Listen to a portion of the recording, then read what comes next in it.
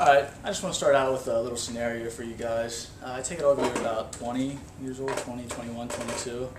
Say in about 40 years, on a cool December day, it snows and you need to shovel your driveway.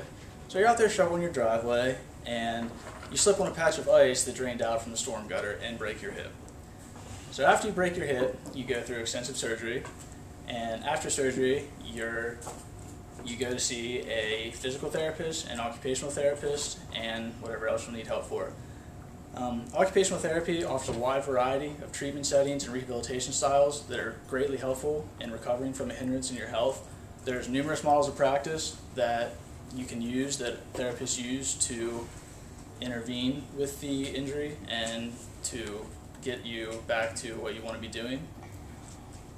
So to start off, an occupation can have a number of different meanings, but in this case, it is a series of meaningful activities or hobbies that play an important part in one's life. So this could be, for example, gardening, sewing, cooking, walking, any activity that you like to do that gives meaning to your life.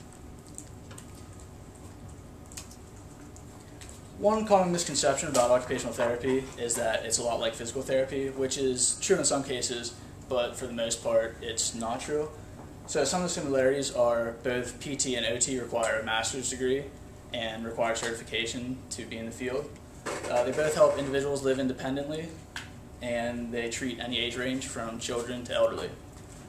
The difference is PT focuses mainly on pain management, strength building, and range of motion, so it's a lot of gross motor. And occupational therapy is more fine motor, hand-eye coordination, and thinking and reasoning skills. And another part of occupational therapy that physical therapy doesn't cover is the quality of life. They seek to improve your quality of life and make sure you're happy doing what you're doing.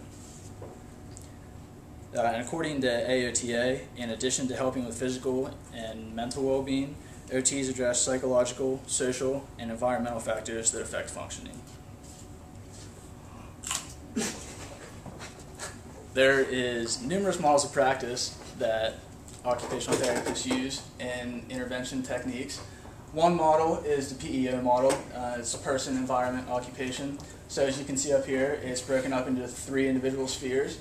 And the person sphere is referring to the person, their values, their interests, and their capabilities.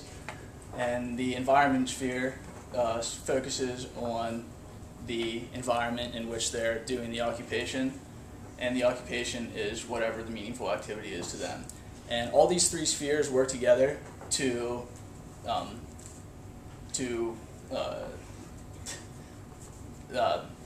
affect the occupational performance. And the occupational performance is how well the individual is able to perform the occupation. The other model is MOHO. It's the model of human occupation. And according to NBCOT, which is the National Board of Certification for Occupational Therapists, MOHO is most frequently used by new practitioners. It's the most frequently used model by practitioners just graduating and just becoming certified.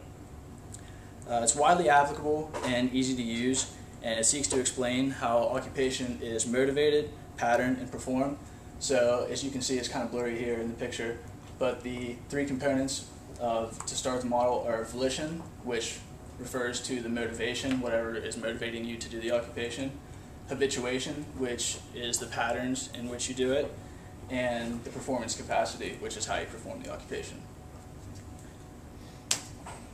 The OT process refers to 6 components that you go through before actually receiving treatment, and they are referral, screening, assessment, planning, intervention, and evaluation. So for referral, you can be referred to OTs a number of different ways. You can refer yourself, and you can also be referred by a doctor, per se, like after surgery. Screening is when the therapist will meet with the client to gather information about them, background information, and what occupations that they'll be working on together. The assessment is when the therapist identifies the problems and forms a hypothesis, and that's when they'll discuss treatment techniques. And along with planning, they will start to come up with exercises that will help the individual be more